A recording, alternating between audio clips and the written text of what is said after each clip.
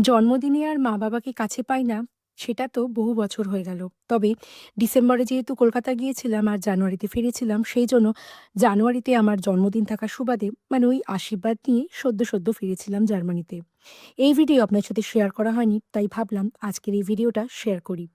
১ম এ যে ক্লিপগুলো দেখলেন ওটা হচ্ছে রাত্রি ১২ঃ০০ র সময় আমার জন্মদিন পালন হয়েছিল একটা ছোট্ট কেক কেটে। আর পরের যে রান্নার ভিডিওগুলো দেখছেন, এটা পুরোটাই দীপাঞ্জন রান্না করেছিল আমার জন্য।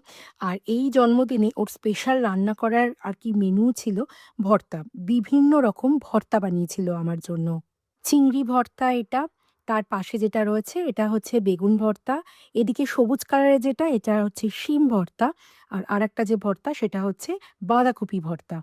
আর তার সাথে মিষ্টি আমার জন্য বানিয়ে এনেছিল পেঁয়াজ পোস্ত। মালিনী আমার জন্য বানিয়ে এনেছিল ডিম আলু পোস্ত। আর অমৃতা আমার জন্য বানিয়েছিল সিমুইয়ের পায়েস। আর তার পাশাপাশি মেনুতে ছিল আলু ভাজা, ডাল, সঙ্গে একটু চিকেন আর ইলিশ মাছের ভাপা।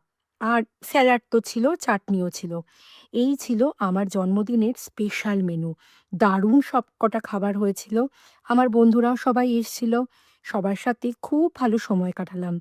তার সাথে অমৃতা আমার জন্য বানিয়ে এনেছিল ওর নিজের হাতে বানানো কেক। তো সেটাই কাটলাম সবার সামনে, সবার সাথে এই জন্মদিনটা ভালোই সেলিব্রেট করলাম। আর শেষে ছিল আমার জন্য অনেক গিফট। যেমন দীপাঞ্জন দিয়েছে এই পেডিকিউর করার জিনিসটা, এটা বেশ বড় আর কাজেরও। তার পাশাপাশি পেয়েছিলাম স্কার্ফ, দুল, সুন্দর একটা টপ।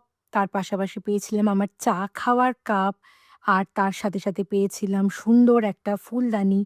টুকটাক অনেকে অনেক কিছু দিয়েছে। তবে এই বয়সে এসে সবথেকে বড় পাওনা হলো সময়। কারুর সাথে আমি আমার সুন্দর সময় কাটাতে পেরেছি। এটাই আমার জন্মদিনের সবথেকে বড় পাওনা। চলুন আজকের এই ভিডিও এতখানি থাক। দেখা হবে আবার পরের ভিডিওতে। সবাই ভালো থাকবেন।